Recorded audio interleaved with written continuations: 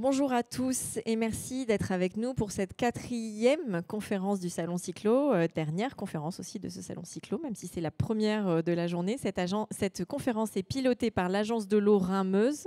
Alors nous avons eu beaucoup d'échanges hier passionnants et nous avons à cœur de continuer aujourd'hui avec cette thématique eau et aménagement urbain des choix gagnants, donc le nom qui s'affiche sous vos yeux. Nous allons en effet parler de la présence de l'eau et de la nature en ville, ou comment ces dernières peuvent aider nos villes à affronter les problématiques nées du réchauffement climatique. Ce n'est pas qu'une question de végétalisation et de cadre de vie dont on parle beaucoup, on va le voir, mais il s'agit de repenser complètement les projets d'aménagement urbain en intégrant mieux l'eau et notamment les eaux pluviales, d'utiliser ces eaux pluviales pour s'adapter au changement climatique. Alors de nombreuses collectivités ont déjà intégré cette philosophie. 500 projets ont déjà fleuri sur le bassin Rhin-Meuse, accompagnés par l'Agence de l'eau qui va nous détailler tout ça. Nous allons entendre des porteurs de projets, de collectivités et d'autres défenseurs, promoteurs de l'eau dans la ville. Ils partageront leur expérience et les bienfaits de cette philosophie. Avec nous pour cette conférence, Jean-Jacques Hérin, président de l'ADOPTA. C'est l'Association pour le développement opérationnel de la promotion des techniques alternatives en matière d'eau pluviale. Merci beaucoup. Catherine Leibrich, chef de projet à l'Agence territoriale d'ingénierie publique 67, c'est l'ATIP. Jérémy Steiger, chef de service eau et assainissement au sein de Colmar Agglomération. Thomas Duhal, chargé de mission eau pluviale à la société publique locale La Colmarienne des Eaux. Et Jean-Marc Vautier, chef du service eau dans la ville et industrie à l'Agence de l'eau Rhin-Meuse. Merci à tous les 5 d'être avec nous. Vous avez chacun un micro. Je signale que nous aurons du temps pour prendre des questions si le public le veut, si vous avez des observations. Je dis questions, mais ça peut être observations, partage d'expérience également, tout ce qui va concourir au débat. Donc n'hésitez pas à la fin à prendre la parole, il y aura un micro qui circulera. Et n'hésitez pas vous aussi à interagir et à réagir aux propos les uns des autres. Alors pour commencer, je me tourne vers vous, Jean-Jacques Hérin, de l'association ADOPTA. Voilà, ça vient vers vous, merci. Pour poser un peu le cadre et la philosophie d'une GIEP, comme on dit, une gestion intégrée et durable des eaux pluviales. Alors, dans un premier temps, est-ce que vous pouvez nous présenter ADOPTA, même si beaucoup de gens connaissent, parce qu'elle est incontournable, et puis nous dire ce que signifie cette philosophie, cette gestion de l'eau et de la nature en ville. Merci. Bonjour à toutes et tous. Effectivement, l'ADOPTA, c'est une association type loi 1901 qui a été créée dès 1997, quand dans le nord de la France, à Douai, donc dans le département du Nord, les élus décident de changer de politique. Et très rapidement, ils se rendent compte que changer cette politique, c'est très bien, mais si on n'accompagne pas ce changement de politique, eh bien malheureusement, il y a toutes les chances ou malchances que cette politique ne se décline pas, ne s'applique pas. Et donc, il décide de me confier la création d'une association qui, à l'origine, était vraiment, je dirais, locale. Et force était de constater que, finalement, tout le monde a souhaité passer un peu par notre association pour profiter de ce savoir-faire à la fois organisationnel, politique d'abord, organisationnel, et aussi technique, puisque, finalement, eh bien, ça change complètement les habitudes. Et donc, ce qui est compliqué, ce n'est pas tant la technique. À la limite, la technique est facile. Par contre, c'est les changements de comportement et d'organisation de l'ensemble des organisations publiques et privées. Voilà. C'est ça qui est très compliqué.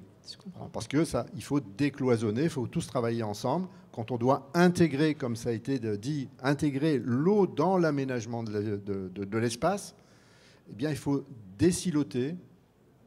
Voilà. Et ça, c'est très compliqué, puisque finalement, si vous me permettez un peu l'expression, il faut que chacun mette un peu son nez dans les affaires des autres, et inversement. Ça demande un changement de philosophie. Et ça, c'est très, très compliqué. Voilà.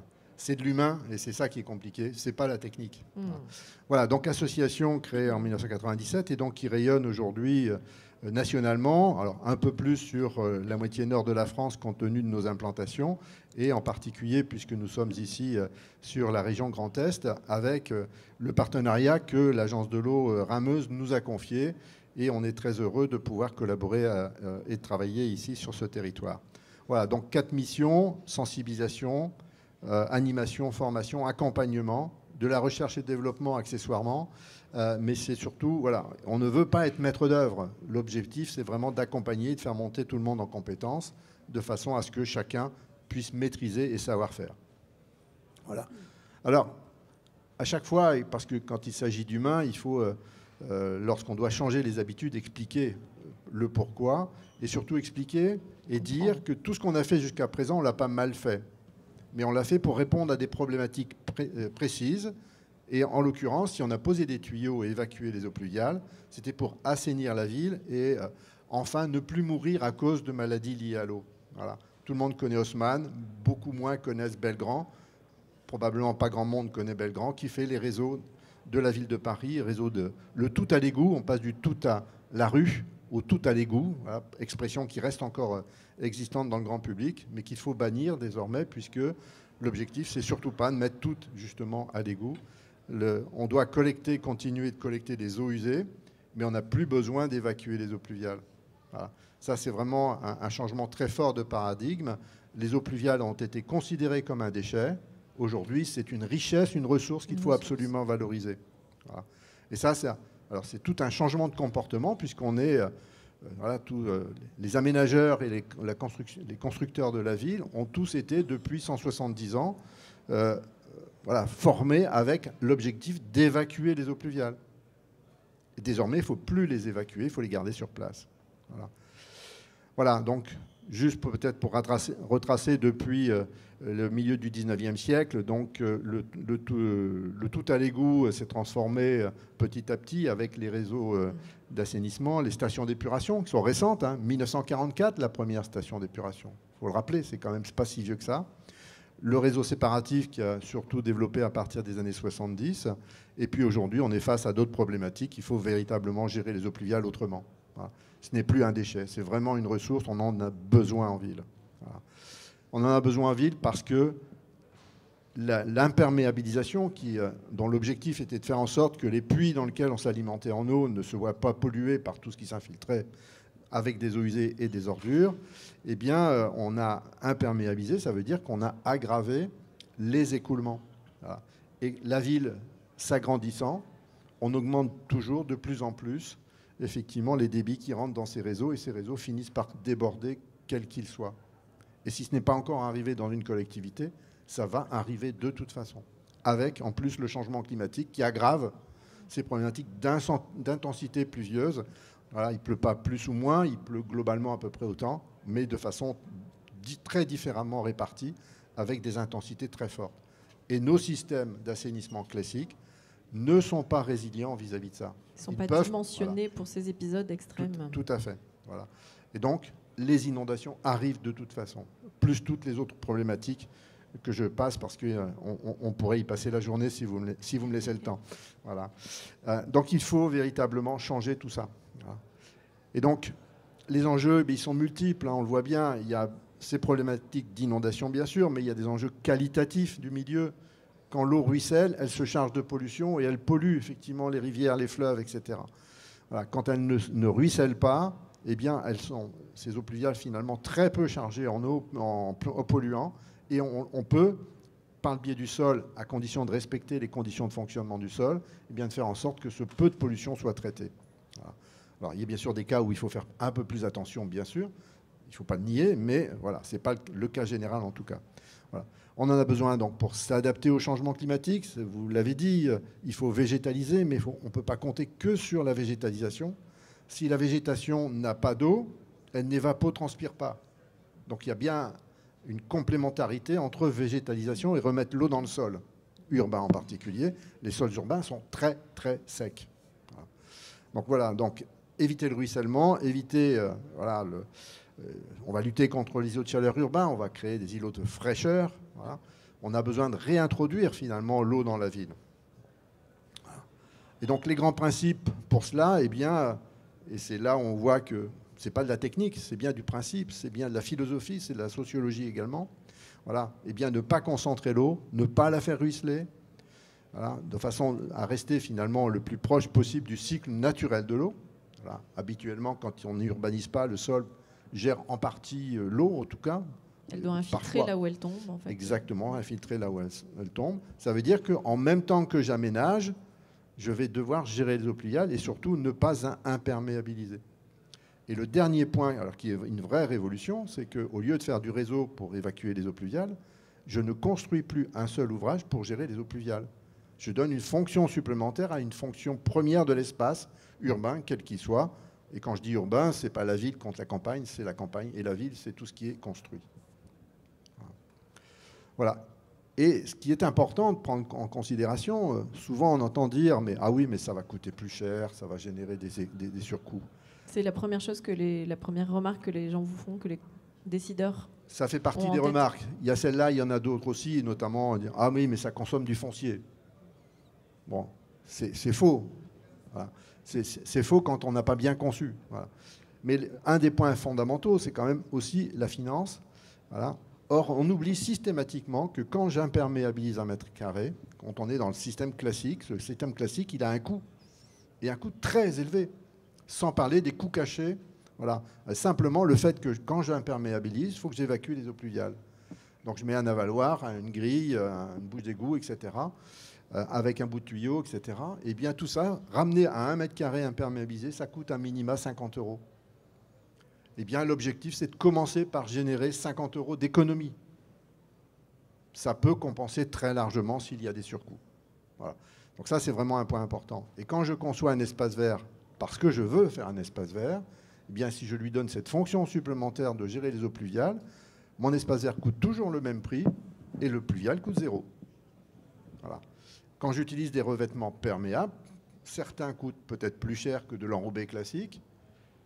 Voilà, ça coûte au maximum autour de 50, 60 €, 70 € peut-être, mais on économise 50 €. C'est-à-dire que mon revêtement, finalement, il ne me coûte pas grand-chose. Et je n'ai pas toutes les conséquences de l'aggravation des inondations à l'aval. Voilà. Voilà. Même chose quand je fais une voirie, j'en fais une chaussée à structure réservoir, ça coûte grosso modo le même prix, voire peut-être un peu moins cher. Voilà. Et puis quand, alors bien sûr, les toitures, on ne peut pas les rendre perméables, bien évidemment, mais on peut les végétaliser.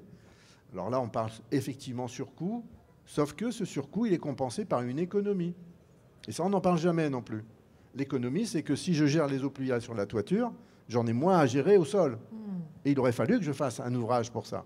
C'est un peu des coûts invisibles, tellement ils sont évidents dans les structures de nos villes, en fait, tout ça. Alors, c'est parfois des transferts un petit peu de dépenses de ligne à ligne, mais globalement pour la collectivité et pour l'habitant, pour le citoyen qui paye des impôts, parce que rappelez que le pluvial est payé par l'impôt, pas par la redevance d'assainissement, voilà, eh bien c'est toujours la poche de l'habitant. Voilà. Et donc, globalement, ça ne coûte pas plus cher, ça génère même des économies. On démontre notamment aujourd'hui très clairement que dans de la construction neuve, on peut générer 20 à 25% d'économies sur l'ensemble des dépenses de ce qu'on appelle les VRD, les voiries et réseaux diverses. C'est considérable. C'est considérable. Voilà, donc on n'a que des bonnes raisons de gérer autrement les eaux pluviales. Donc ça s'organise comment? Les gens viennent vous voir et vous disent on a un projet où on aimerait adapter à notre contexte local. Et on va monter ensemble une solution. Alors, très clairement, nous sommes une petite équipe. Adopta, c'est 8 salariés. Moi, j'en suis le président et bénévole. Donc, à 8 salariés, on n'arrivera pas à répondre à tout le monde. Et c'est la raison pour laquelle j'utilise une phrase voilà, qui passe un petit peu aujourd'hui un peu partout. C'est que dans la gestion des eaux pluviales, il ne faut plus de tuyaux, mais il faut du réseau. Voilà, dans le sens de réseautage. Voilà. Et donc, l'objectif, c'est de créer un réseau d'acteurs et de sachants pour que eh bien, tout le monde puisse faire et que finalement on ne remonte qu'à notre association que les dossiers où cela présente plus de difficultés, où il y a un besoin d'apport supplémentaire. Mais l'objectif, c'est ça. Et donc, c'est de faire en sorte que tous les territoires puissent être autonomes, sachent faire. Voilà. Alors, il y a l'apprentissage, j'allais dire, et là, on est aussi là pour accompagner cet apprentissage. Et on va réseauter et on va donner des idées qui vont aller dans ce sens-là. Juste une toute petite question, parce que vous avez évoqué l'urbain, le rural. Ça s'adapte à tout contexte, c'est-à-dire qu'il y a des solutions pour toute typologie aujourd'hui? Il y a des solutions dans toutes les typologies, dans les sols qui sont fortement perméables, qui le sont beaucoup moins. Voilà.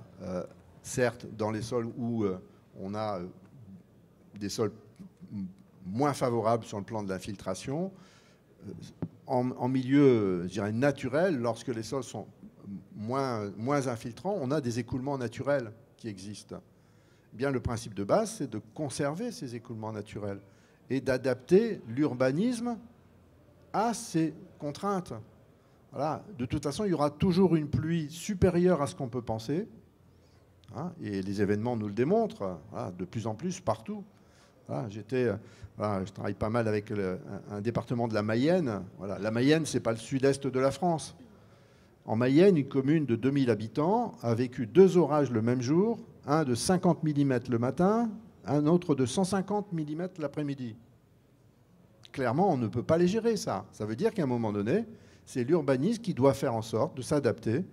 Et la réglementation est très bien faite, puisque le zonage pluvial, qui est obligatoire depuis 1992, eh bien, précise bien qu'on doit définir les couloirs d'écoulement. Voilà, et c'est à l'urbanisation de s'adapter, de laisser passer ces couloirs d'écoulement. Voilà, la notion de l'imageur en ville, de rue-rivière, etc., qu'on doit intégrer dans l'urbanisme. Voilà. On ne lutte pas contre les éléments naturels, il faut composer avec. S'adapter.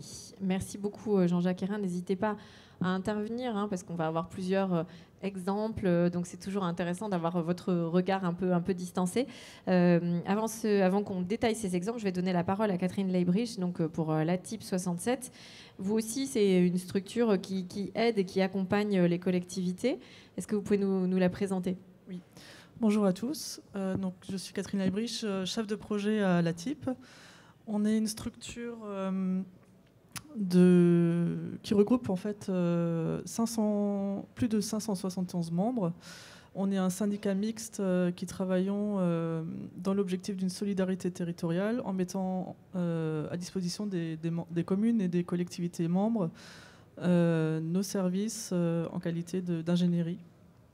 Et donc nos principaux membres sont des communes, plus de 500 communes, des communautés de communes, une communauté d'agglomération, 49 autres groupements et la collectivité européenne d'Alsace. Notre cœur de métier à la base, donc nous travaillons essentiellement dans l'aménagement et l'urbanisme. Nous accompagnons les collectivités en termes de conseils, d'accompagnement technique et beaucoup aussi sur l'instruction des autorisations en droit du sol. On a aussi des missions de conformité et de contrôle en lien avec ces autorisations. Il y a aussi une mission d'information géographique, de formation notamment auprès des élus. Il y a aussi la gestion des listes électorales, des traitements des personnels et des indemnités des élus. Enfin, voilà, il y a beaucoup de missions en aide pour ces membres, avec toujours comme intervention principale l'urbanisme et l'aménagement. Donc on assiste les communes sur les différents projets et on a engagé un travail partenarial avec le SDEA depuis 2019. Donc c'est le syndicat départemental qui gère l'eau et l'assainissement sur le territoire du Bas-Rhin, qui est principalement notre territoire d'intervention, et avec l'agence de l'eau Rhin-Meuse depuis 2021 sur la thématique de la gestion intégrée des eaux pluviales.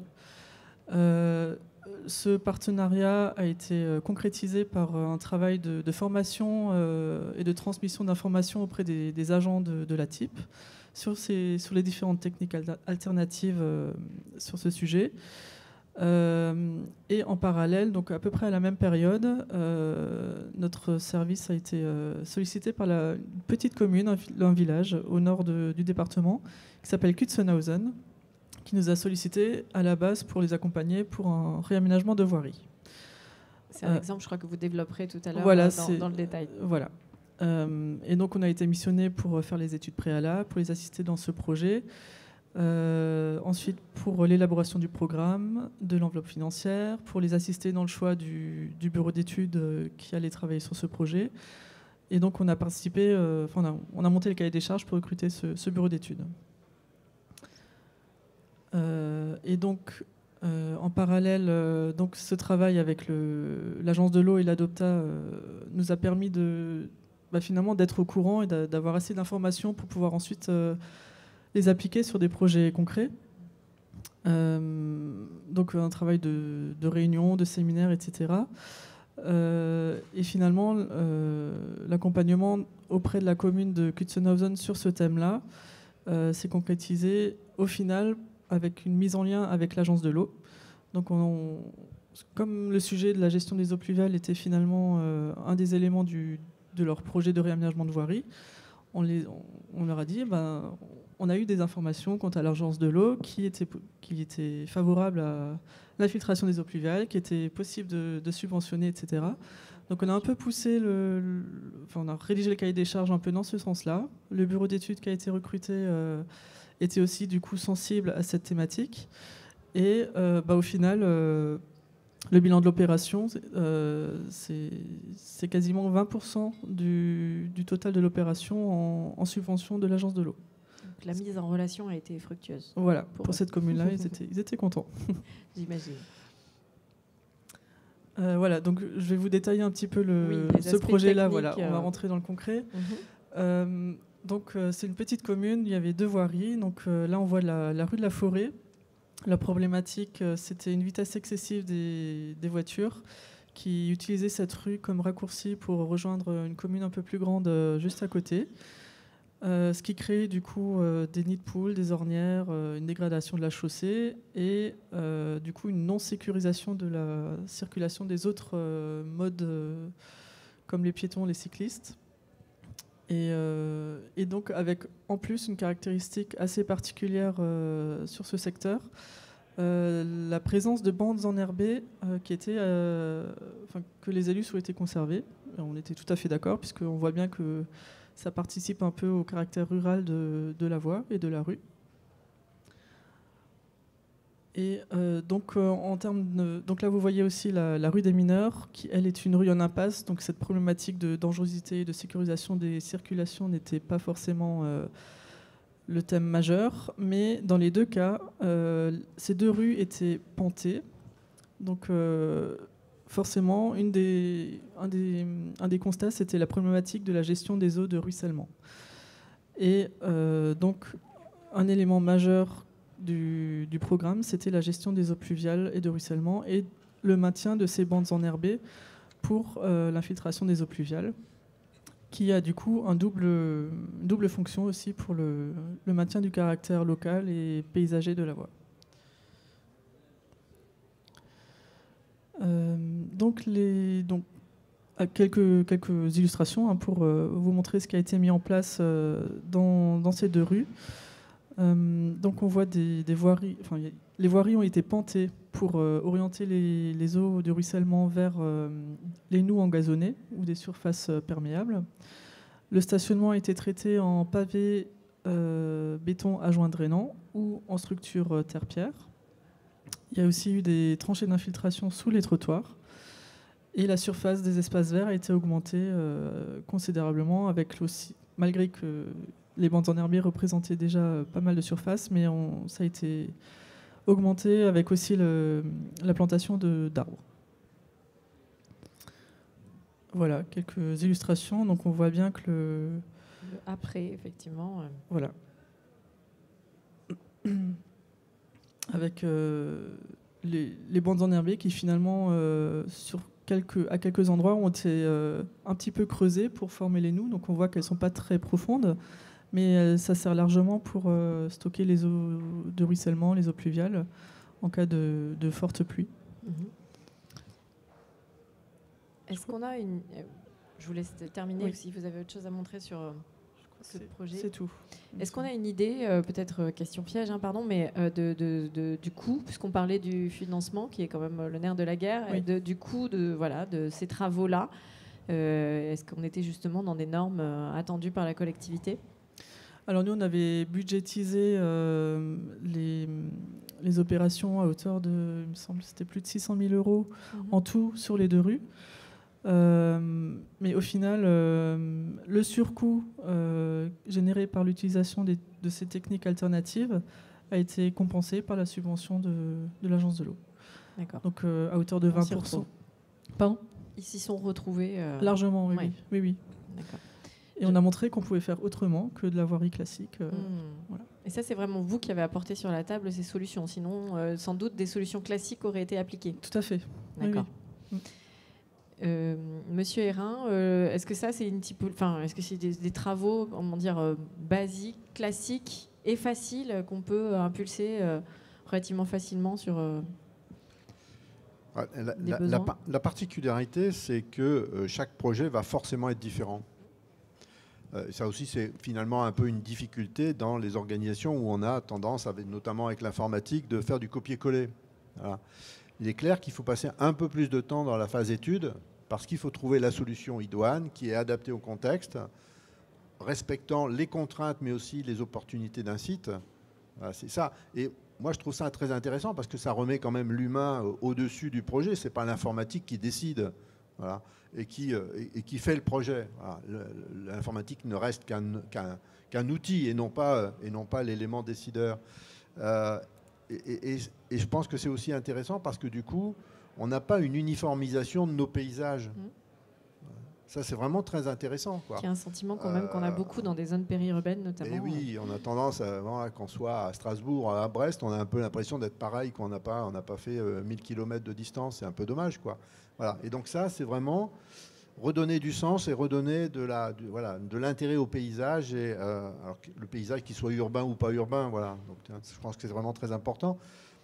Et ce qui est important aussi dans ces projets-là, c'est que on garde l'eau sur place. Encore une fois, ça me paraît très important. S'il avait fallu mettre du tuyau, c'est pas 20% de surcoût qu'il y aurait eu, voilà, avec toutes les conséquences que est-ce que le tuyau existant à l'aval de tout ça était suffisant pour recevoir ce débit supplémentaire? C'est un effet cascade, voilà, avec toutes les conséquences. Je parlais tout à l'heure de coûts cachés, par exemple. Est-ce qu'on sait que les inondations et la sécheresse coûtent à tous les citoyens français 2 milliards d'euros par an? On le sait pas, moi je ne le savais pas. Voilà, 2 milliards d'euros par an. C'est énorme.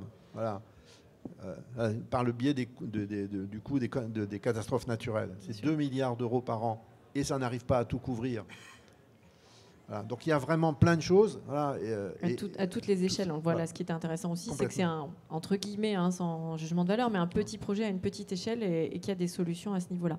On reviendra sur, merci à vous Monsieur Hérin d'avoir complété, d'autres exemples de réalisation. Avant cela, Jérémy Steiger, vous représentez le service eau et assainissement de Colmar Agglomération. À votre niveau de collectivité, comment le sujet de la gestion intégrée des eaux pluviales s'est imposé? Comment il est venu s'installer dans vos nouvelles pratiques?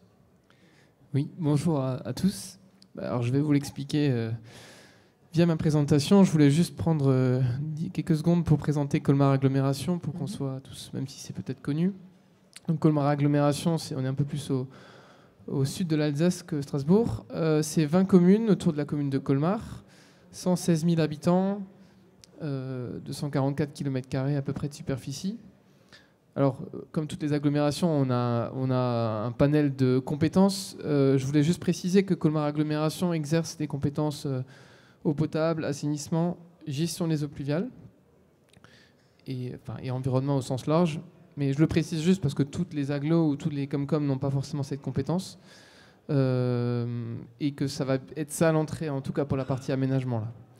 Je précise aussi, mais plus pour information, qu'on a le mode de gestion à Colmar Agglomération. Donc on est en régie, mais avec un marché de prestation de services qui est confié à une société publique locale, qui est donc la Colmarienne des Eaux. Et Thomas, tout à l'heure, qu'on va entendre, oui, qu'on entendra, est embauché à la Colmarienne des Eaux. Voilà, donc c'est une société privée d'actionnariat entièrement public, juste pour expliquer le principe. Et dernier élément de contexte peut-être, c'est qu'on a adopté récemment le plan climat-air-énergie territorial, le PCAET, en 2023. Et vous verrez pourquoi je l'évoque. Alors, concrètement, quels sont les enjeux locaux de Colmar Agglomération? En tout cas, un des premiers enjeux à noter, et ça on l'a pas trop évoqué jusqu'à maintenant, mais que c'est une entrée importante. Nous, à Colmar Agglo, on a un réseau essentiellement unitaire. Donc on a les eaux pluviales, les eaux usées qui vont dans le même réseau.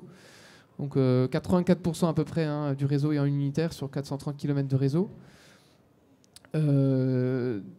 Alors depuis 2006, on impose une gestion à la parcelle des eaux pluviales pour tous les nouveaux projets, que ce soit des lotissements, que ce soit des permis de construire. Mais il n'empêche que tout ce qui est avant est important. Et donc, bon, voilà, on a lancé un chemin directeur d'assainissement et d'eau pluviale depuis 2020, fin 2020. Ce qui ressort, et ce qui ressort aussi des résultats d'autosurveillance, pour ceux à qui ça parle, c'est qu'on a un taux de déversement par temps de pluie trop élevé. Concrètement, on a donc, trop d'eau qu'on déverse dans les milieux naturels par temps de pluie via les déversoirs d'orage. Le seuil réglementaire est fixé à 5% et on est entre 7 et 12% selon les années.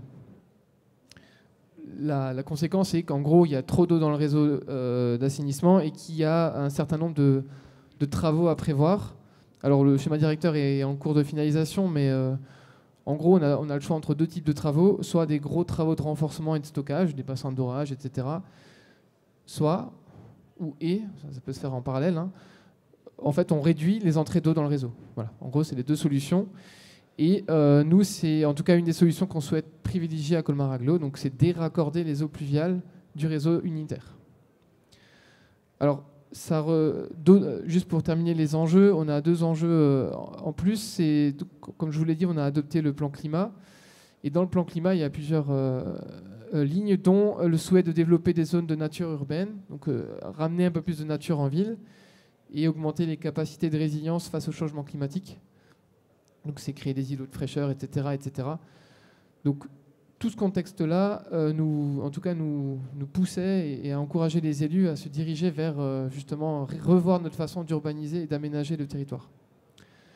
Et enfin, donc on peut déraccorder les eaux d'une manière traditionnelle, j'ai envie de dire, c'est-à-dire avec des puits d'infiltration, avec des ouvrages enterrés, des conduites, des réseaux séparatifs qui vont après vers un bassin ou autre d'infiltration. Mais, M. Hérin l'a déjà dit tout à l'heure, mais c'est des coûts quand même qui sont plus élevés que des techniques dites GIEP, on va dire. Voilà, donc tout ça nous a poussé à changer un peu de paradigme et de se lancer dans une nouvelle démarche. Alors on n'est pas les seules collectivités là-dedans, mais donc c'est-à-dire souhaiter développer fortement la déconnexion des eaux pluviales, ça je l'ai déjà dit, même si c'est pas forcément toute la rue ou même si c'est que partiel, mais tout ce qu'on peut déraccorder à un coût raisonnable, on essaie de le faire.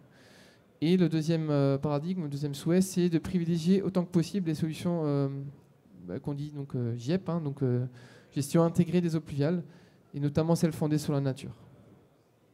Ça fait combien de temps là, que vous avez changé de paradigme ? Ah voilà. Alors j'y arrive. Alors concrètement, en fait c'est vrai que ce changement est beaucoup apparu suite au changement de mandature aussi, et puis au nouveau projet des élus de l'agglomération. Mais en gros, les réflexions ont démarré en 2020, et en 2021, on a commencé à faire des commandes à des bureaux d'études spécialisés qui ont une certaine expertise, en tout cas dans ce qu'on appelle la GIEP, pour, sur certains projets vraiment ponctuels, avoir un accompagnement, un AMO, pour voir ce qui pourrait être fait à la place de la solution traditionnelle. Aussi faire des audits sur les projets de lotissement et commencer à sensibiliser les élus et les techniciens du territoire. Donc ça a commencé en 2021. Alors au début, c'était un peu poussif, mais voilà. Donc je précise juste que beaucoup des opérations que je vais citer, en tout cas, ont été aidées par l'agence de l'eau Rhin-Meuse, mais je pense que M. Vautier aura l'occasion tout à l'heure de donner plus d'éléments.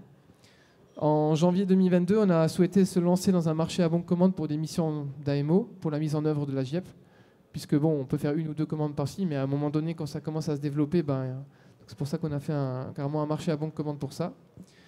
Et on a commencé en fait à organiser des réunions de sensibilisation, donc vis-à-vis des élus, mais aussi vis-à-vis des services techniques. Alors déjà les services internes de Colmar Agglomération, services assainissement, les bureaux d'études eau de la SPL, et aussi surtout les services voirie et espaces verts. Alors on a commencé par la grande ville qui est la ville de Colmar, mais là on continue avec les communes autour. Donc il y a eu vraiment une journée, des temps de sensibilisation, et ça a plutôt bien marché, puisque 2022, on a déjà eu plusieurs opérations d'aménagement où les techniciens en tout cas ont accepté d'intégrer de la GIEP. Donc c'est vrai que c'est important de le préciser, mais ça prend plus de temps, clairement, en phase d'étude. Et donc la ville de Colmar, par exemple, ils ont un bureau d'études en interne.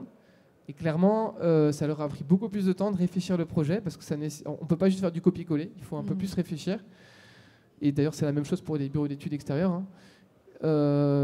Donc voilà, mais ils ont accepté de jouer le jeu. Donc on a eu 6 opérations d'aménagement de voirie et une cour d'école notamment qui ont été accompagnées par un AMO. Donc ça, c'était court en 2022.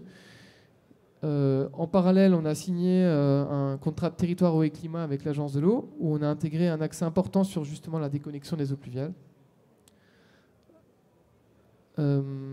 Et donc, on a commencé à se fixer, on a essayé de se fixer des objectifs un peu plus concrets.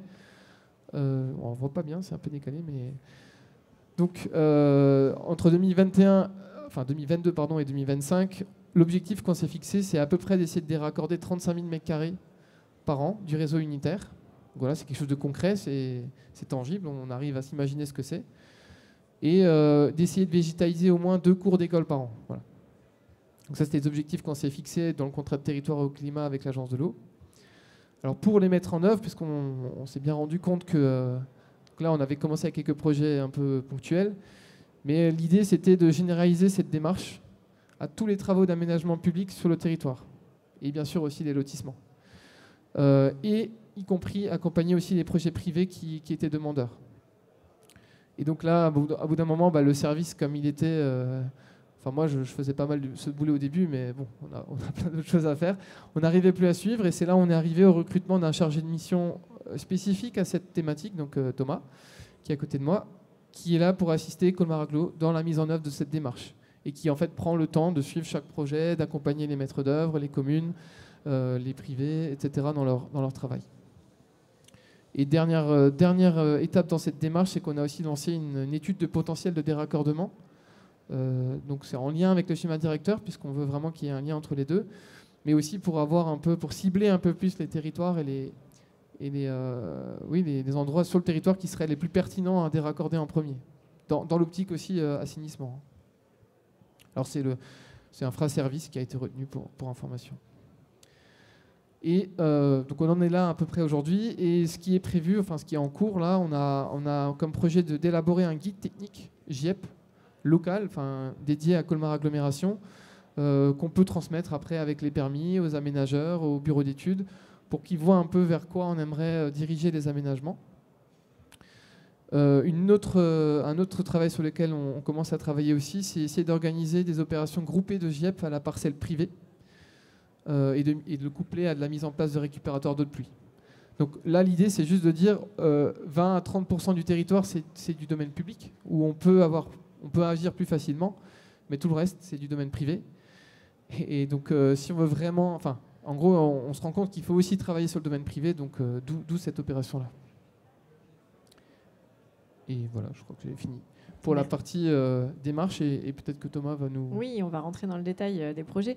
Mais là, on voit, vous dites, finalement, en 2-3 ans, ça a assez vite évolué. Il y a un effet d'entraînement. J'imagine que le premier projet, c'est le plus long à monter, peut-être, parce qu'il y a cette phase d'étude. Et puis après, une fois qu'on est convaincu, ça va plus vite aussi pour déployer. Oui. Une fois que vous avez convaincu les mairies, les techniciens, surtout, les bureaux d'études, qui travaillent sur les projets, si eux, ils sont convaincus, ils vont le faire automatiquement. Et alors là, vous avez tout gagné. Et une fois que ces gens-là sont convaincus, après, ils viennent automatiquement chez vous. Et c'est ce qui s'est passé un peu avec la ville de Colmar et qu'on commence à avoir avec les autres communes autour. Alors, pour plusieurs raisons, notamment aussi, comme on l'a évoqué tout à l'heure, en fait, on s'est rendu compte qu'on fait pas mal d'économies aussi. Alors, soit c'est des projets à coût constant, soit même avec les subventions, parfois on arrive, en tout cas, on n'a pas de surcoût. Et pour notre service eau pluviale, c'est d'autant plus le cas, puisque avant, si on avait quand même le souhait de déraccorder, on mettait systématiquement, si on ne pouvait pas utiliser l'aménagement, la voirie pour faire de l'infiltration, on mettait en place des techniques plus traditionnelles, type puits, tranchées drainantes et autres, ce qui a un coût important en mètre carré. Si on arrive à passer à des techniques on intègre la gestion des eaux pluviales dans l'aménagement, on réduit les coûts. Oui, et en plus, il n'y a pas d'aide. Pour ces projets de voirie classiques, il n'y a pas d'aide. Il n'y a plus d'aide, en tout cas. Il n'y a plus d'aide. Alors l'agence de l'eau, en tout cas chez nous, elle a arrêté de subventionner tout ce qui est puits et autres ouvrages de ce type. Donc il y a vraiment un enjeu et clairement... en même temps, je comprends l'agence de l'eau, puisque c'est plus intéressant pour tout le monde de se lancer dans ce genre de projet. Donc, voilà. Mais en tout cas... Monsieur Vautier nous expliquera effectivement pourquoi l'agence de l'eau soutient plutôt ces démarches-là. Merci beaucoup. Donc on va rentrer dans le détail avec vous, Thomas Duhal, qui avait été donc recruté, vous travaillez pour la Colmarienne des Eaux, mais au service de Colmar Agglomération, hein, c'est ça, c'est partenaires tous les deux. Alors dans un premier temps, bonjour à tous. Vous avez très bien résumé la situation. Jérémy de son côté m'a très bien présenté, donc on va tout de suite passer. Il vous reste des choses à dire quand même. Oui, c'est pour ça que lors de cette intervention, je vais vous présenter ici des cas concrets de travaux qui ont été réalisés au sein de l'agglomération colmarienne. Voilà, et puis n'hésitez pas à nous détailler les techniques qui ont été choisies et en fonction des contraintes. Tout est prévu. C'est merveilleux, on a hâte. Alors, on va commencer par une rue de Colmar, donc c'est rue de Bennevire. Donc à chaque fois, vous avez le nom de la rue et de la commune. Si jamais vous passez en touriste, vous pouvez vous arrêter, vous connaîtrez, comme ça, vous connaissez déjà on fera un peu de tout ce qui a été tourisme fait. C'est ça. C'est un concept. Donc, vous pouvez voir sur votre image de gauche un peu une image de avant les travaux. Donc, on retrouve une rue de zone pavillonnaire d'habitation classique avec une largeur d'à peu près 10-12 mètres, entièrement en enrobé, entièrement imperméable. Et sur la photo de droite, vous avez cette même rue, à peu près au même endroit, mais une fois les travaux réalisés. Donc on peut voir sur la petite partie de gauche les places de stationnement et de l'autre côté un espace plus végétalisé avec une noue. Sur l'image du dessous, vous avez ici un plan de coupe qui explique un peu les travaux qui ont été réalisés, parce que c'est vrai qu'une photo c'est bien, on voit le dessus, mais on ne voit pas forcément le dessous et de la structure, et c'est aussi une partie très importante quand on parle de travaux GIEP. Alors n'hésitez pas à nous détailler ce qui est écrit, parce que je ne suis pas sûre que vous puissiez le lire, ainsi peut-être ceux qui sont vraiment sous les écrans. Alors, au centre de l'image, on retrouve donc ici la voirie où les véhicules vont circuler. Sur la petite partie de droite, on a donc la noue ici qui est représentée avec l'espace vert, et qui colle, on a le trottoir. Et donc le trottoir est en enrobé classique, et dessous on retrouve ce qu'on appelle une structure réservoir qui est faite en grave, pour vous donner un ordre d'idée, de style 20-60 avec 30% de vide, et c'est dans ces 30% de vide qu'on va stocker l'eau. Et ici, elle sert en tamponnement à la noue, car on voit qu'il y a une petite vase communicante. Donc si la noue va stocker, infiltrer et avoir un additionnement de stockage avec cette structure réservoir. Et enfin, tout à gauche de l'image, oui, j'ai pris l'image à l'envers, on retrouve les places de parking que l'on retrouve sur l'image du dessus. Et donc là, on est sur un système de pavés poreux, donc qui vont infiltrer l'eau par le corps du pavé. Et on retrouve toujours ce système de structure réservoir, donc qui va tenir le pavé et en plus stocker et infiltrer les eaux pluviales. Ce qui est intéressant, c'est la complémentarité. C'est pas juste de mettre une noue, mais une noue, des pavés, enfin voilà, avec plusieurs techniques mises bout à bout en fait. Oui, c'est ça, parce qu'après c'est aussi ce qu'on va demander au projet. Ici, le projet, donc on est quand même en zone pavillonnaire, c'était d'apporter de la végétalisation, mais aussi de ne pas sacrifier le stationnement. Voilà, aussi pour les usagers qui puissent se garer, et donc on arrive à combiner les techniques pour répondre à toutes ces problématiques, ces questionnements. D'accord.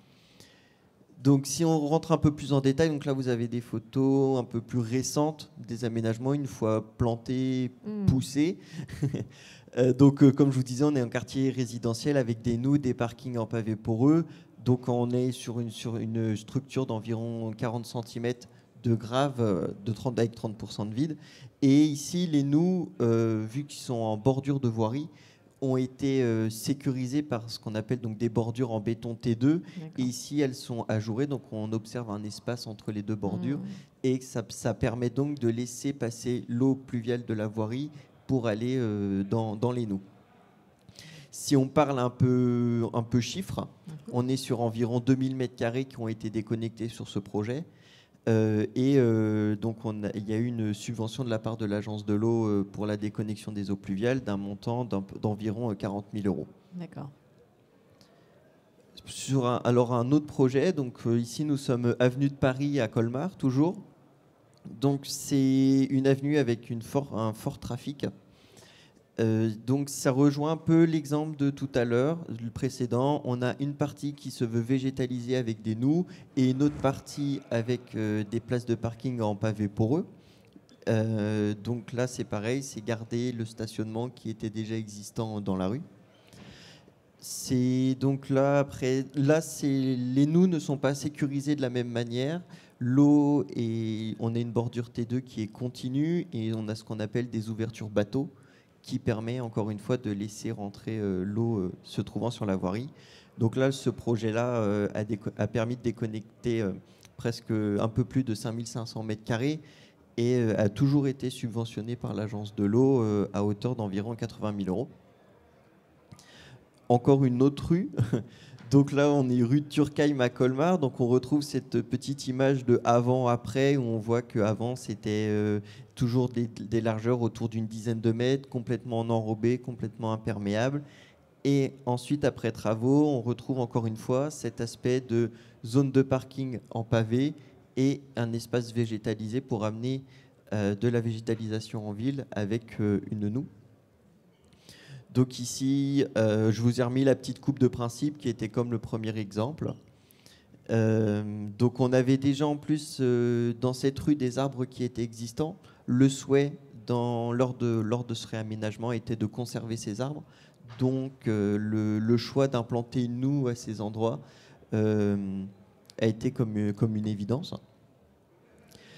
Donc on a quand même ce projet, donc même si on a fait des places de parking et des noues végétalisées pour infiltrer les eaux pluviales, il y a quand même eu à certains endroits quelques sécurités de mise avec ce qu'on appelle ici la déconnexion partielle, car quelques grilles existent encore toutefois au vu de si jamais le système ne suffit pas en lui-même. Et donc là, ces travaux-là ont encore une fois permis de déconnecter plus de 4000 m² et ont de nouveau été aidés par l'agence de l'eau Rhin-Meuse avec un peu plus de 70 000 € de subvention. Encore là, cet exemple-là, c'est très simple. Donc on est rue Saint-Gilles à Colmar, c'est toujours cette image d'avant-après. On se dit, mais peut-être pas grand-chose à changer. C'est là aussi que je veux en venir. Ça n'implique pas à chaque fois, déconnecter les eaux pluviales ne veut pas dire à chaque fois faire d'énormes travaux très imposants. Et là, on voit qu'on a juste réadapté le stationnement qui était déjà existant avec ces pavés poreux et cette structure qui permet de stocker et d'infiltrer les eaux pluviales. D'accord. Et donc, c'est une rue qui fait 130 mètres linéaires, un peu plus de 1500 mètres carrés, mais c'est possible vraiment à n'importe quelle échelle. Et on a encore une fois, bien sûr, été subventionné par l'agence de l'eau à presque 26 000 € pour ce projet-là. D'accord. Merci pour ces détails techniques. Et est-ce que vous avez déjà eu l'occasion, alors je vois que ce sont des projets récents, mais d'éprouver un peu ces solutions? Est-ce qu'il y a déjà eu des épisodes intenses de pluie ou cet hiver où vous avez vu la différence? Ce qui est intéressant avec ces travaux-là, c'est qu'on peut les tester que lors de forts épisodes pluvieux. Et j'ai déjà vu ces ouvrages à l'œuvre lors de pluie, mais pas d'événements majeurs non plus. Je guette la météo en ce moment, il s'annonce beaucoup d'orages. On a presque envie d'avoir ça pour tester, pour éprouver Non, évidemment, j'ironise, mais voilà, effectivement, on voit le bénéfice que quand on est en situation un petit peu de crise, quoi. Je précise juste, le rue Saint-Gilles, pour le coup, l'an dernier, il y a eu un gros orage qui est arrivé juste après les travaux. Oui. Et comme c'était un des premiers projets, on avait mis des regards qui nous permettaient d'accéder et de voir le niveau dans la grave drainante. Ah oui. Et en fait, il y avait un orage de 45 mm à peu près, et le jour après, donc le lendemain, il n'y avait plus rien dans la grave. Donc en fait, tout s'était absorbé. Il n'y avait eu aucun souci, en tout cas sur ce projet-là. Merveilleux. C'est un premier retour.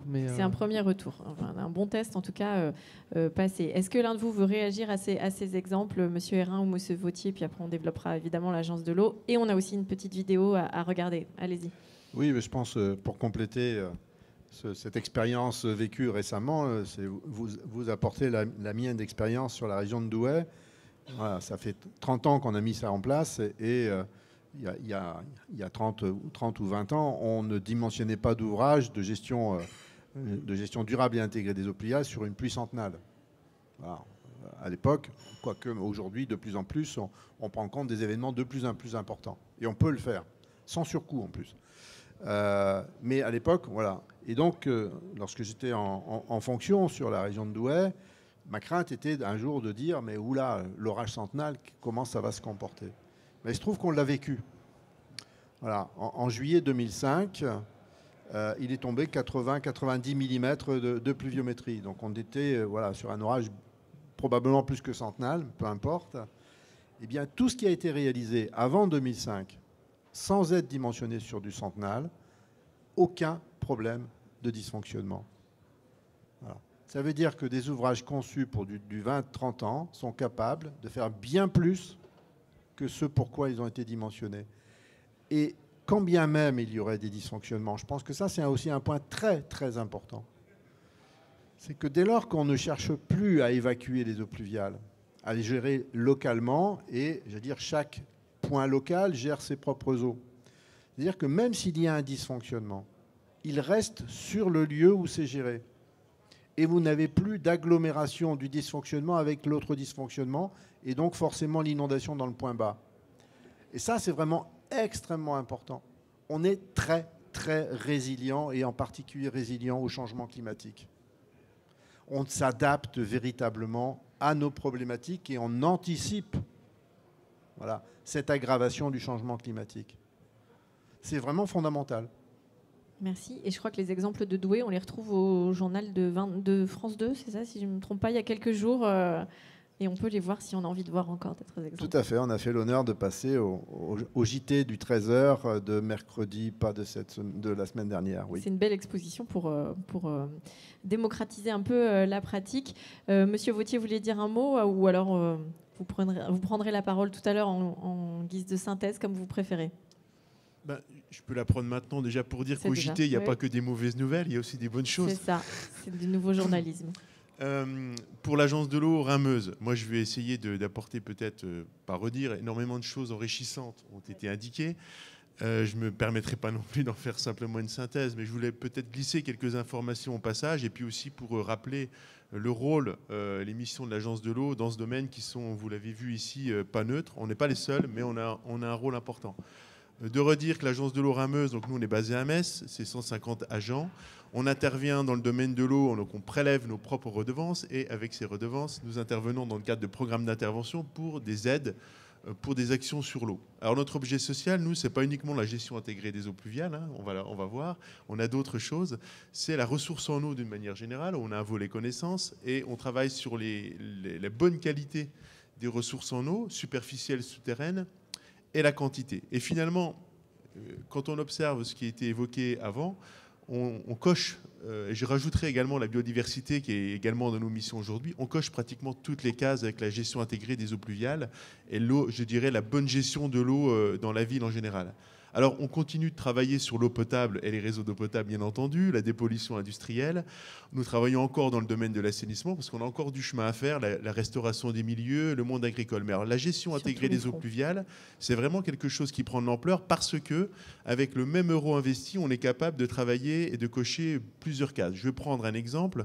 On parlait de la quantité tout à l'heure. Il est bien évident que l'eau qu'on va infiltrer sur place, on l'a vu, elle va être intéressante pour la prévention inondation, mais même pour la quantité d'eau qu'on va restituer au sol. Donc on réalimente les sols et les nappes. On l'a évoqué sur certains projets, on voit qu'à travers des projets de gestion intégrée des eaux pluviales, parfois on va gérer la toiture avec des opérations qui sont malines, je dirais, et qui sont intéressantes en ce moment, c'est faire de la récupération d'eau de pluie. Bon ben voilà, c'est tant d'eau qu'on va générer dans un projet, on gère l'eau localement, on en infiltre une partie, on en récupère celle qui est déjà immobilisée par les toitures, une partie seulement, pour des usages locaux qui nous font économiser de l'eau. Donc là, on va jouer sur la quantité. Sur la qualité, c'est vraiment ça peut être assez exceptionnel. On vient de vivre une période de sécheresse. Alors on a la chance ou pas, selon là où on habite actuellement, et ça c'est très récurrent, d'avoir des orages les soirs. le même orage sur le même ville, avec de la gestion à la source et de l'infiltration de l'eau, on va avoir cette eau qui est bien utile, je dirais, pour la végétation et les sols en ce moment qui en ont besoin, et surtout cette eau qui est emmenée sur ces pluies orageuses dans les réseaux va rincer les canalisations, et si l'orage est assez important, on va avoir des déversements des réseaux d'assainissement dans des cours d'eau qui, eux, ont des débits très faibles.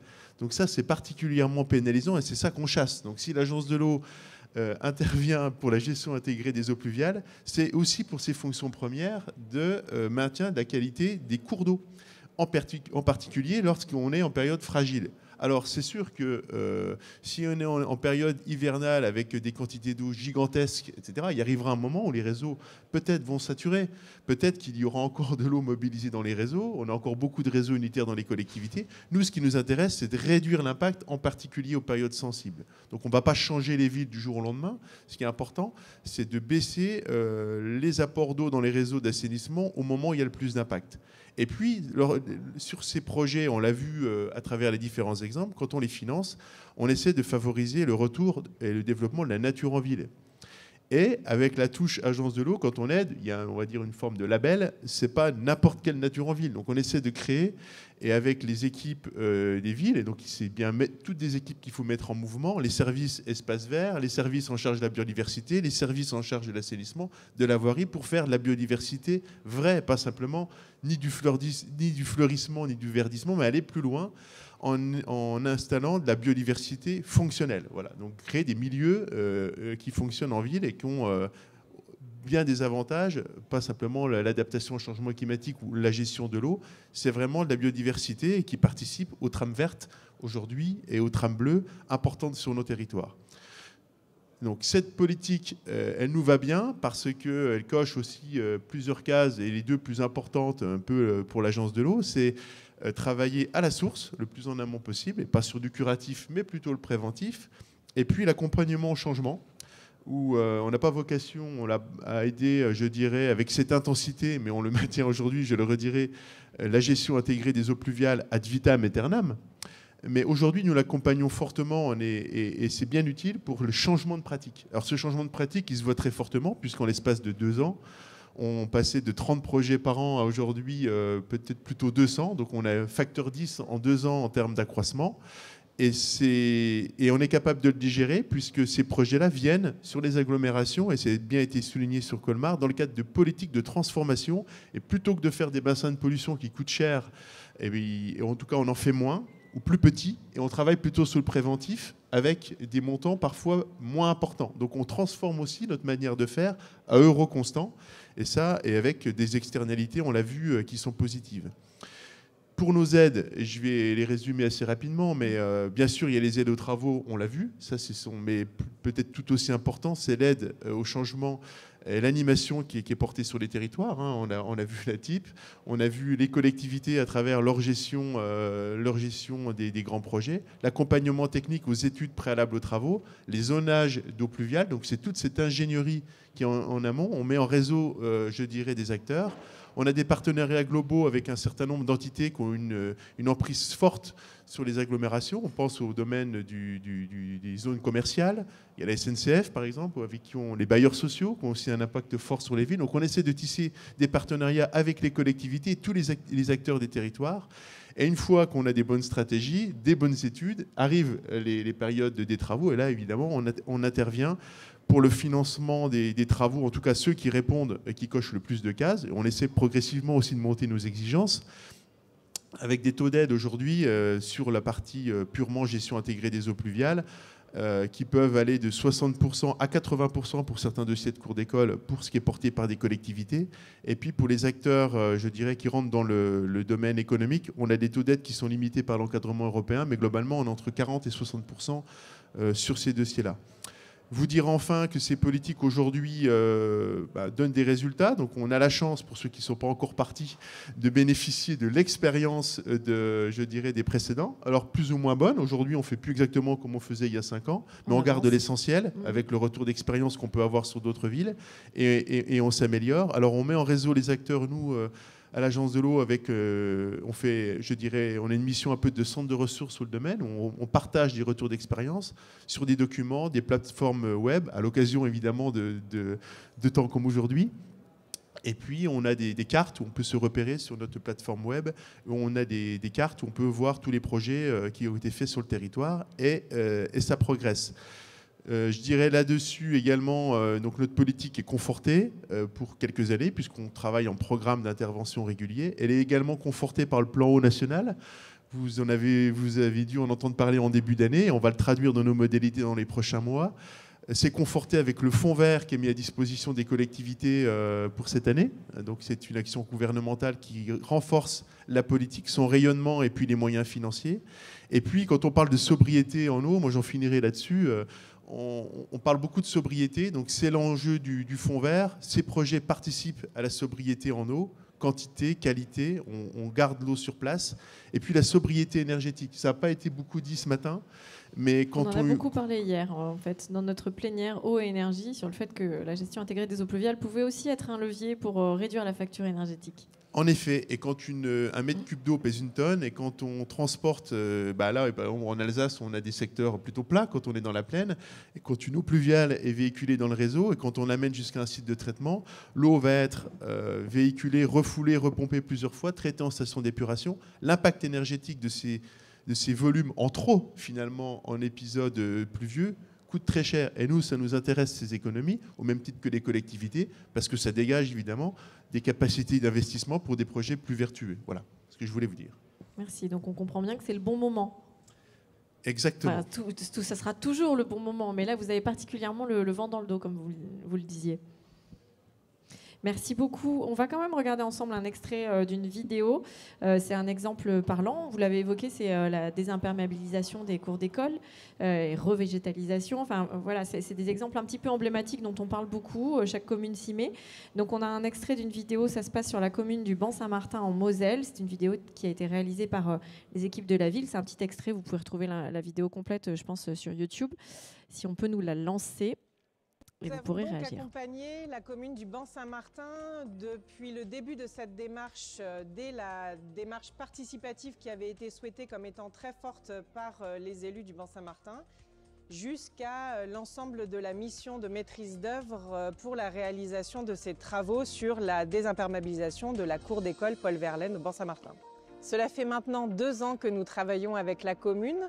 Dans un premier temps, nous avons mené tout un travail de sensibilisation auprès des 6 classes de l'école sur leurs propositions, sur la faisabilité de leurs propositions, surtout sur le fait que est-ce que ces propositions peuvent convenir aux enfants, mais aussi aux adultes et au personnel qui gère aussi la cour de l'école. Le projet de désimperméabilisation de la cour d'école Paul Verlaine à Ban-Saint-Martin est un projet exemplaire pour l'agence de l'eau. Il permet de valoriser la place de l'eau dans ce projet, à plus d'un titre sous divers aspects. Il permet entre autres de désimperméabiliser, infiltrer et déraccorder les eaux de pluie de quasiment l'ensemble des surfaces de la cour d'école et de la toiture. Ce projet prévoit également l'aspect économie d'eau par l'installation de plusieurs cuves de récupération des eaux de pluie de toiture. Par leur usage, les équipes vont pouvoir arroser les espaces verts et les jardins pédagogiques prévus dans le projet. Un volet végétalisation a également été prévu dans ce projet en vue d'accueillir et maintenir la biodiversité. Ce projet a fait l'objet d'une concertation entre les équipes pédagogiques, l'équipe municipale, les équipes techniques, l'agence de l'eau et bien sûr les élèves. Il a donc été considéré pour tous ces points par l'agence de l'eau comme un projet exemplaire, ce qui a permis de bénéficier d'un maximum de subventions à hauteur de 80%. Les premiers coups de pelle afin de décrouter la cour ont démarré dès le début des vacances scolaires été 2022. Pour s'achever par les plantations en début décembre de la même année. Pour moi, il y a eu 3 phases importantes dans ce projet. Le premier a été le décroutage des sols. Le deuxième a été l'incorporation massive de végétaux. Et le troisième, également l'incorporation d'un mobilier adapté aux enfants. Bon, alors évidemment, c'est un extrait. Vous pouvez retrouver l'ensemble. Je crois que le projet s'appelle Cassons la croûte. On me corrigera peut-être en régie s'ils ont le nom global. Mais c'est un chouette laboratoire, je dirais, ces cours d'école où à la fois on peut faire de la récupération, de la réintroduction de la nature, gérer cette question des eaux pluviales. Et en plus, quelque chose qui ne se quantifie pas, mais apprendre aussi l'eau et la nature aux enfants. Si l'un de vous veut réagir. Moi, ce que je voulais ajouter sur bien souligner en tout cas sur cet exemple qui est un peu emblématique, mais on peut le faire sur d'autres projets, d'autres cours d'école, voire des projets d'aménagement de quartier. Hein. On fait ça aussi dans le cadre des projets qui relèvent de la politique de la ville. C'est la chaîne d'acteurs. Donc, ce que je n'ai pas indiqué, c'est très important en fait, en tout cas d'être associé, de mettre les bonnes personnes autour de la table dès le départ. En tout cas, nous, pour l'Agence de l'eau, on a une équipe d'une 15aine d'agents, plus une équipe d'expertise. Et l'Adopta aussi, avec qui on travaille, qui apporte des conseils vraiment en amont. Donc la réussite d'un projet comme celui qu'on vient de voir là au Banc Saint-Martin, c'est aussi les contacts très en amont. Quand on a un projet qui est très avancé, on peut parfois amener des correctifs, parfois des regrets sur un dossier. Au-delà du volet financement, le plus important, c'est de mettre les bons acteurs en amont. Et quand les ingrédients, quand ça part bien, c'est un peu comme une pousse, derrière, on peut avoir des réussites. Sur ce projet-là, vous avez les enfants qui ont été associés, les services techniques, les donneurs d'ordre, des bureaux d'études. Voilà, donc c'est des sujets qui nécessitent à un moment donné de la technicité, de l'accompagnement du conseil. On le voit, on l'a pas vu sur l'extrême, on la voit sur la vidéo après, le monde des entreprises, avec le choix des matériaux, le développement d'équipes, des maîtres d'œuvre. Il y a quand même une phase chantier. Donc ça, c'est quand même, je dirais, la recette gagnante. Et il faut tout un tissu d'acteurs. Donc aujourd'hui, un des enjeux aussi, c'est de former et informer. Souvent, informer suffit sur la phase amont. Donc, quand il y a un projet, le bon réflexe que je redonne aujourd'hui et le message, c'est contactez-nous d'abord. On vous donnera des réponses, on vous aiguillera surtout vers les bonnes personnes à contacter. Parce que quand ça part bien, on sait faire des bons projets quand on est associé à l'amont. Et contacter la TIP et contacter Adopta, évidemment, parce qu'il y a plusieurs structures qui peuvent renseigner. Vous me disiez, juste après, je reviens vers vous, Monsieur Hérin, ce qui est important, c'est que c'est bien de saisir des opportunités de travaux, mais ça fait un peu du saupoudrage, alors qu'il faudrait aussi penser les projets peut-être plus globalement, idéalement. Alors l'un n'empêche pas l'autre. C'est vrai qu'on s'adapte aux collectivités à leur taille, de bien rappeler que ces projets d'eau, de nature en ville, il faut toujours bien penser nature en ville et village, parce que c'est très adapté également au monde rural. On a vu tout à l'heure quelques exemples de communes rurales. On pourra Parfois, le développer aussi. L'impact justement d'une pluie sur un petit système, une petite commune, peut avoir des effets très importants à l'échelle d'un petit village, y compris sur les petits cours d'eau. Petit village, petit cours d'eau, grande collectivité, souvent grand cours d'eau. Donc il ne faut pas minimiser en tout cas l'enjeu de développer ces pratiques-là qui s'adaptent très bien également, puisqu'on utilise des solutions fondées sur la nature. On essaye de faire simple, on essaye de faire local, donc c'est très adapté également au monde rural.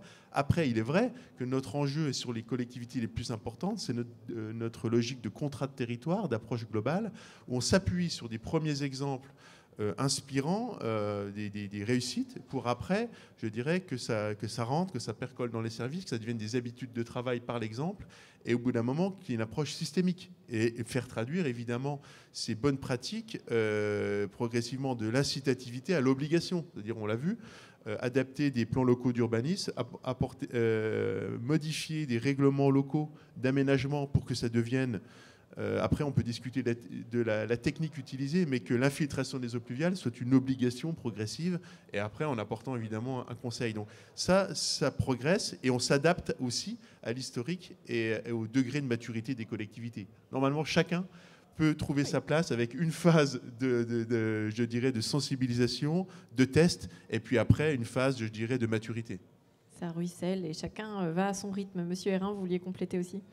Oui, dire que le saupoudrage, il reste aussi important. Quand on voit l'exemple de Colmar qui nous a été présenté, c'est 2000 m², 5000, etc. Quand on fait la somme de tout ça, en quelques années, en 2 ans peut-être, là, c'est les exemples qu'ils nous ont montrés, on arrive vite à 20 000 m², quoi.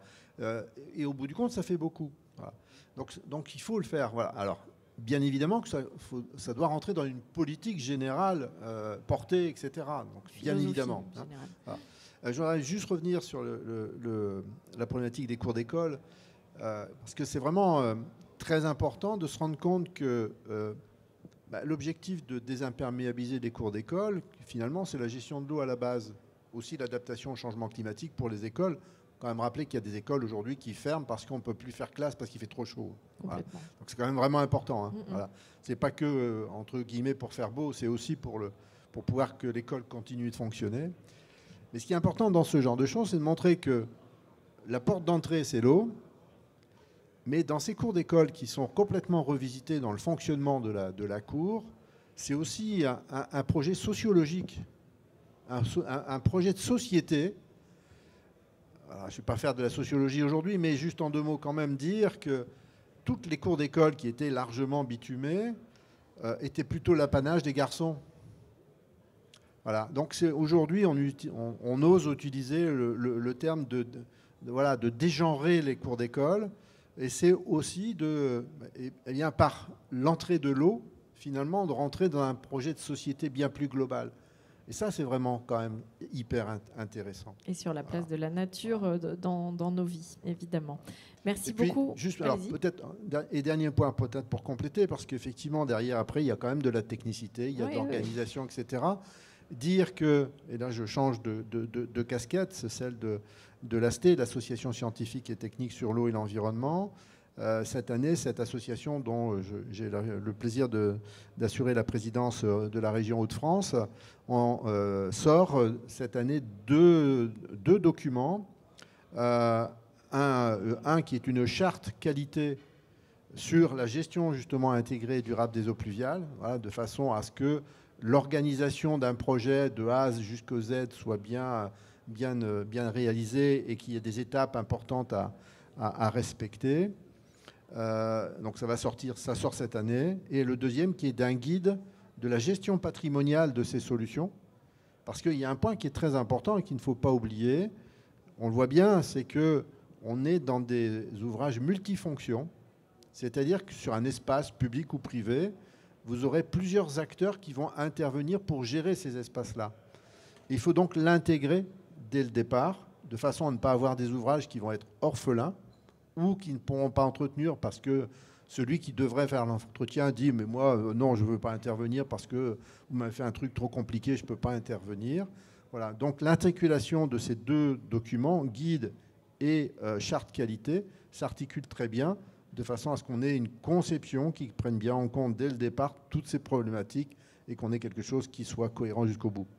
Est-ce que ça figurera dans votre guide à Colmar, ce dernier élément ?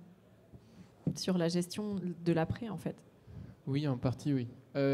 Moi, ce que je vois aussi, par exemple, s'il y a des structures réservoirs, c'est voilà, il y a une intervention d'urgence sur, je sais pas, le réseau de gaz, d'eau ou autre chose. L'entreprise qui n'a pas l'habitude d'intervenir sur ce type de structure doit en être informée et être consciente que c'est pas la même façon d'intervenir et de faire les travaux. Enfin, c'est très concret, mais c'est concrètement ce genre de sujet aussi derrière qu'on va rencontrer. Qu'il faut avoir en tête. Merci pour ces précisions. On va réserver un peu de temps aux questions s'il y en a. On a une question du fond, juste derrière. Bonjour, merci pour tous ces éclairages sur la gestion intégrée des eaux pluviales. Donc, je suis Harmonique Salter, société Hydrosoft. J'avais une question pour Thomas Duhal. Donc, si j'ai bien compris, j'ai dû rater 5 minutes à un moment. Vous êtes le bureau d'études interne pour faire toutes les études de la gestion intégrée des eaux pluviales. Est-ce que ça intègre également toute la partie conception et dimensionnement des techniques alternatives ? Est-ce que vous allez jusqu'au dimensionnement hydraulique vous-même, ou c'est quelque chose que vous déléguez tout de même à certains bureaux d'études ? Alors, dans ma fonction, donc, je suis chargé de mission au pluvial. J'ai plutôt cet aspect un peu comme les personnes de l'ADOPTA, de conseil auprès des bureaux d'études qui soumettent des projets pour un lotissement ou autre, ou par exemple le service du bureau d'études spécialisé de la ville de Colmar quand ils font un réaménagement de voirie. Donc c'est les ingénieurs, les techniciens qui travaillent dessus. Et après, pour la question eau pluviale, ils programment une réunion et on en discute. Et à ce moment-là, je les aiguille, je les conseille sur un peu l'aspect de savoir si on peut améliorer la chose, comment faire différemment et autres. Mais sur des projets à grande ampleur, ou pour un peu embrayer le pas de faire de la gestion intégrée des eaux pluviales, j'ai aussi cet aspect de je peux réaliser de mon côté les dimensionnements de chaussées, de structures réservoirs pour comment dire, de volume d'eau à stocker, à infiltrer avec un durée de retour. Je peux faire ça aussi, effectivement. D'accord. Merci. Concrètement, il fait quand même plutôt de l'AMO que de la maîtrise d'œuvre. L'objectif n'est pas de faire la maîtrise d'œuvre pour les gens, c'est plutôt de les accompagner et d'accompagner les maîtres d'œuvre ou les gens qui font en direct ou les entreprises pour faire les choses de la bonne manière. Merci. Merci à vous. Est-ce qu'il y a d'autres questions ou d'autres expériences à partager? On vous donne le micro. Merci à vous. Oui, bonjour, Vincent Julien, Eurométropole Strasbourg. En fait, j'occupe à peu près un poste qui ressemble à celui de Thomas pour l'agglomération strasbourgeoise, ville et Eurométropole, mais positionné différemment. C'est-à-dire que je suis dans la direction qui, elle, s'occupe de l'aménagement des espaces publics, côté voirie, parvis, espaces verts. Et donc, la question que je pose à Colmar, c'est finalement comment faites-vous cette passerelle entre l'eau pluviale et l'aménagement, et de fait, par rapport aux questions liées à l'entretien et à la durabilité des aménagements, qu'est-ce qui a ou va évoluer dans le règlement de voirie ou dans les réponses aux DTDICT qui pourraient être faites, et comment vous travaillez ensemble avec en gros votre service voie publique pour arriver à faire ensemble cette gestion intégrée des eaux pluviales, puisque finalement l'un a besoin de l'autre. Jérémy Steiger. Je répondrai juste déjà, l'Eurométropole, il me semble, a la compétence aménagement sur tout le territoire. Hein. Oui. Ce qui n'est pas le cas chez nous, puisqu'en fait, chez nous, les communes ont chacun leur compétence encore voirie en propre, il y a juste, y compris pour la commune de Colmar. Donc c'est un peu la difficulté de Colmar Agglo, c'est que nous, on n'a pas cette compétence, sauf sur les zones d'activité. Par contre, effectivement, en fait, je dirais que c'est le réseautage, enfin c'est ce que disait tout à l'heure M. Hérin, c'est essayer de discuter, d'échanger beaucoup, et au fur et à mesure des habitudes, ils ont l'habitude de nous appeler, d'échanger. Mais en fait, c'est le concret, c'est ça. C'est-à-dire qu'on ne peut pas avoir une personne comme vous, puisque sinon il en faudrait une dans chaque commune, quoi. C'est ça. Donc ça, c'est un avantage que vous avez, je pense. Concrètement, après, qu'est-ce qui est prévu de changer? C'est typiquement, oui, dans des réflexions sur les règlements de voirie qu'on est en cours. Sur les DICT, en fait, on envisage d'inscrire les structures réservoirs comme des réseaux. Où, en gros, s'il y a une DICT, on est informé, et puis après, on peut indiquer, attention, il y a une DICT avec des préconisations qui vont avec. Aujourd'hui, c'est un peu ça qui est prévu, et c'est plutôt le service, c'est pas encore tranché. Si c'est le service eau, si c'est le service de la voirie qui décide, c'était la question, qui donne des indications. Qui donne l'indication de la présence de la structure réservoir dans la voirie? Alors, je pense que ça sera les deux à terme, à vrai dire. Mais pour l'instant, c'était plutôt le service eau, mais à voir. On ne sait pas encore tranché, en fait. Chez nous non plus. Il y a encore des méthodologies à mettre en place. Alors, c'est intéressant, puisque là, on voit qu'on a ici deux exemples d'organisations différentes, mais finalement, il y en a bien d'autres d'organisations différentes. Et moi, ce qui me semble important, c'est pas qu'il y ait une seule organisation qui se généralise partout. Ce qui est très important, par contre, c'est qu'il y ait de la communication entre services, quel que soit le type d'organisation. Voilà, qu'on soit sur une Eurométropole qui est entre guillemets une multicompétence, ou que les compétences soient réparties entre des collectivités différentes, voire des acteurs privés différents, etc. De toute façon, on aura une multitude de situations et il faut communiquer. Et ça doit s'animer. Il doit y avoir le portage politique et il doit y avoir une animation territoriale, quelles que soient les organisations de ce territoire, avec une seule collectivité ou d'autres collectivités, etc. Et ça ne se décrète pas, il faut que ça se vive au quotidien. Voilà. Et ça, c'est pour moi la chose la plus importante. Mais ça demande une agilité qui n'est pas forcément facile quand on a des grosses structures comme une Eurométropole, j'imagine. Pour moi, c'est pas plus compliqué ou c'est pas moins compliqué si on est une métropole ou si on est une communauté de communes avec... voilà. Non, la complication, elle n'est pas là. Elle est dans le fait où on communique ou on ne communique pas. Il faut arrêter de travailler en silo, chacun dans son coin. Voilà. Et ça, si vous n'avez pas quelqu'un qui le pilote au quotidien, eh bien malheureusement, ça ne se fait pas parce que chacun a le nez dans le guidon à faire plein de choses. Et si vous ne provoquez pas les choses, eh bien elles ne se font pas. On comprend. Merci beaucoup pour ces réponses. Est-ce qu'il y a d'autres questions ou observations? Oui, monsieur, juste là.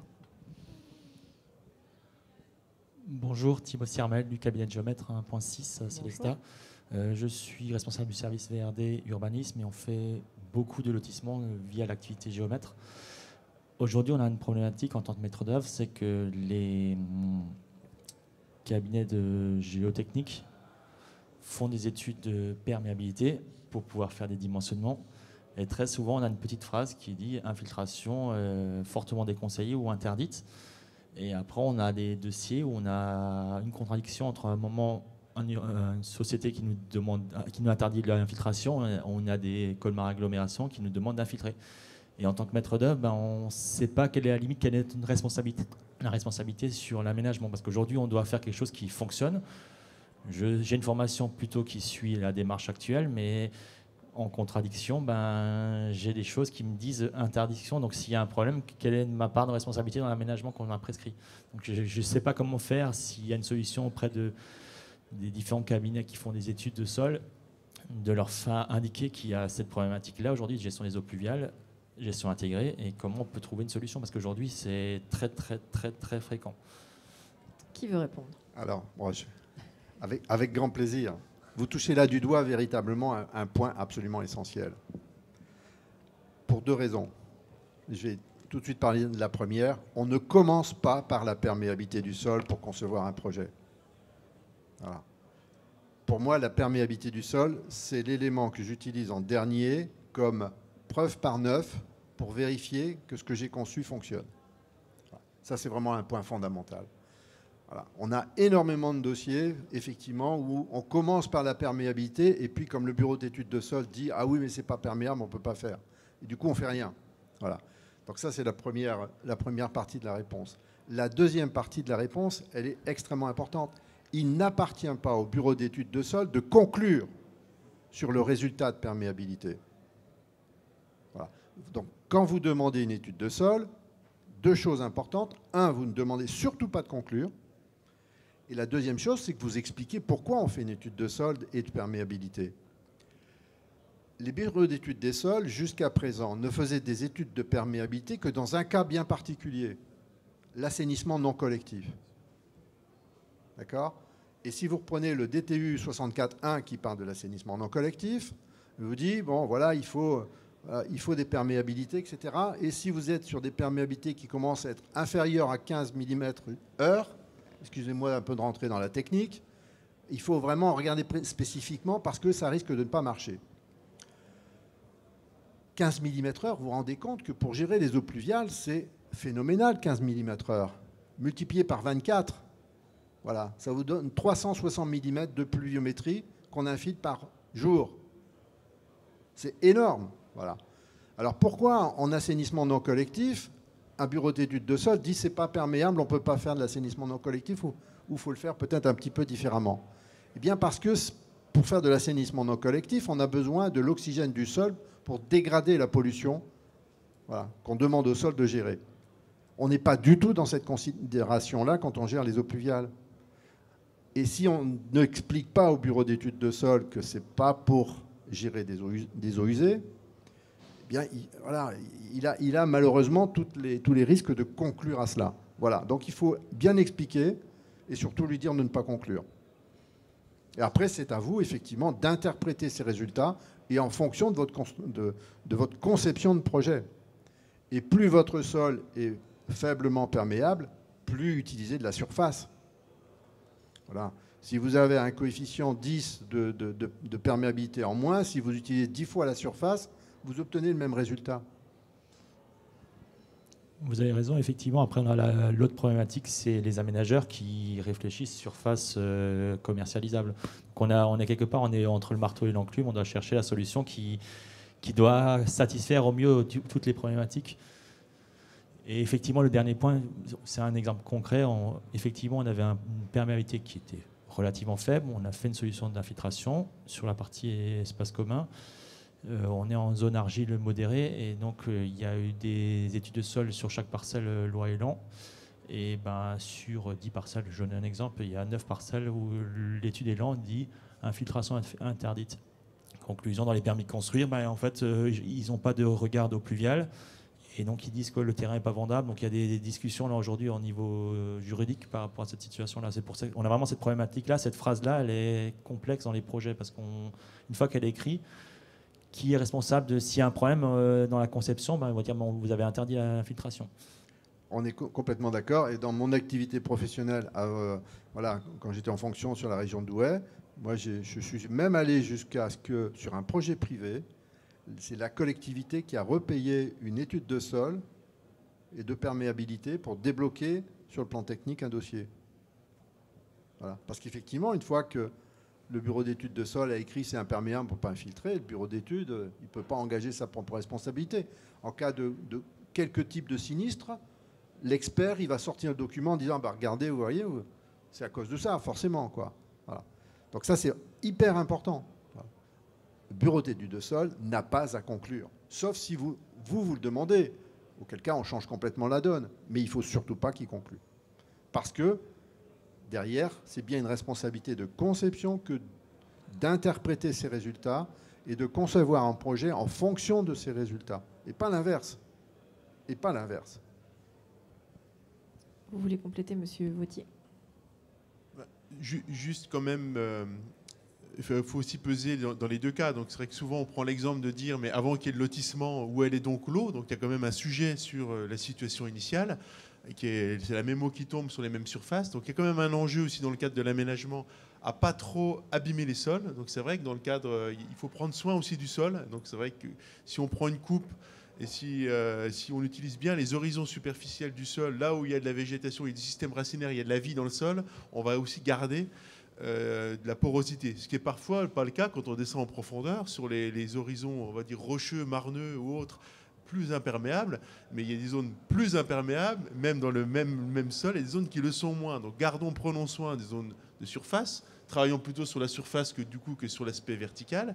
Et puis même l'alternative, peut-être de ne pas construire, dans certains cas, peut-être, mais dans d'autres situations où on va construire, le système à tuyaux a aussi ses limites. C'est-à-dire qu'à un moment, on peut mettre en saturation, on met en mouvement, et quand on met en mouvement de l'eau qui pèse des tonnes, et qui ont aussi, en termes de responsabilité, c'est un risque aussi. Simplement, quand on est en gestion locale, ça a été aussi indiqué tout à l'heure, c'est une technique douce, et il ne s'agit pas de tout infiltrer, ou tout infiltrer tout de suite. On infiltre ce qu'on peut, on freine au maximum, et on infiltre pendant un certain temps. On peut, et je crois qu'on ne peut pas tous dire qu'à un moment donné, il y a des événements pluvieux ou successifs. Quand un terrain finit par être saturé, je ne sais pas, en février-mars, ou des grands événements pluvieux, bah oui, il peut y avoir de l'eau dans les sols, ça flotte un petit peu dans les pelouses, dans les terre-pleins, ça monte un peu en charge, voire même on peut prévoir des écoulements en surface sur des voiries où l'eau va un peu plus loin, mais on ne met pas en mouvement de l'eau à grande vitesse, à grande énergie dans des systèmes d'assainissement. Il faut quand même comparer les deux, parce que tout système a évidemment au bout d'un moment une limite hydraulique, mais l'idée c'est d'avoir celle qui est peut-être la moins dangereuse et peut-être la moins coûteuse. Merci beaucoup. Et puis surtout... voilà. Végétalisons de façon dense. Voilà. Une fois que, même si vous êtes sur un sol dit imperméable, avec des perméabilités de 10-7 mètres par seconde, à 10-7, on infiltre quand même sur une seule journée 8 mm d'eau. Hein. Voilà, 8 mm d'eau. Quand même pas négligeable. C'est vraiment important, quoi. Et du 10-7, on n'en a pas beaucoup. Hein. Et quand vous végétalisez ce sol à 10-7, eh bien, il n'est plus à 10-7. Parce que la végétation, donc avec le développement des racines, avec la vie microbienne, la vie biologique qui se développe en association avec cela, à condition d'y avoir mis un peu de matière organique et puis aussi, et peut-être surtout, des vers de terre, en fait, on a un milieu vivant qui devient un sol avec une porosité à 40%. Voilà. Une fois que vous végétalisez, vous passez de 10-7 à 10-5. 100 fois plus perméable. Merci beaucoup pour ces précisions. Si on a le temps, vraiment une dernière petite question, ou sinon on conclut. Je crois que de vous-même, vous avez déjà eu toutes les réponses à une dernière. Il y a peut-être juste une précision à refaire sur la note de doctrine pluviale, quand est-ce qui n'a pas été mentionnée, qui peut répondre aussi aux obligations. La note de doctrine pluviale. Oui, donc il existe une note de doctrine pluviale sous le Grand Est et qui est à disposition de toutes les collectivités, de tous les donneurs d'ordre sur ces dossiers-là. Donc on pourra la faire transiter, en tout cas nous on la tient à disposition. Vous l'avez, j'imagine, aussi à disposition sur Strasbourg. En fait, là où je voulais en venir, c'est que cette note de doctrine encourage et impose, pour tout ce qui est soumis à autorisation, d'infiltrer à minima les 10 premiers millimètres et donc les petites pluies, mais surtout, et c'est là où je réponds en fait à la question posée par le maître d'œuvre derrière moi, la note de doctrine impose de regarder ce qui se passe pour les événements pluvieux les plus intenses, pluie centenale et au-delà, de s'assurer qu'on ne crée pas un surrisque, un surraléa. Et donc, ça doit faire partie des choses prises en compte dans le dimensionnement du projet. Voilà. Merci beaucoup. Et je vois que le débat va se prolonger, j'en suis certaine, avec ce sujet dans les rangs du salon Cyclo. On va conclure parce qu'on a un autre débat encore cet après-midi. Puis je sens bien qu'on pourrait effectivement débattre encore longtemps. Merci beaucoup. On a retenu plein de points positifs. On a aussi beaucoup d'exemples en tête et on voit qu'il y a beaucoup de choses qui sont faisables. Donc encore merci d'être venu apporter votre expérience et votre expertise et aussi de nous donner des perspectives positives et l'envie de changement concret. On sent bien toute l'utilité du sujet, mais on sent aussi que ça répond à des besoins et des envies grandissantes sur le terrain. On sent qu'il y a quelque chose qui prend. Donc encore une fois, merci à vous public et à vous intervenants. Les conférences de Cyclo Grand Est, c'est fini. Merci à tous les participants pour ces débats depuis hier matin dans le domaine de l'eau. On se retrouve pour un dernier rendez-vous cet après-midi dans le cadre du CEDEC. Le CEDEC, c'est le rendez-vous régional des collectivités et des entreprises du déchet et de l'économie circulaire. Ça se passe à 14h et c'est sur la thématique des nouvelles mobilités, nouvelles énergies. On tentera de savoir comment gérer les nouveaux déchets liés à toutes ces innovations et à nos vies qui changent. C'est un sujet éloigné, mais finalement, c'est l'évolution de nos sociétés. Merci encore et bon appétit à tous. 3, 2, 1.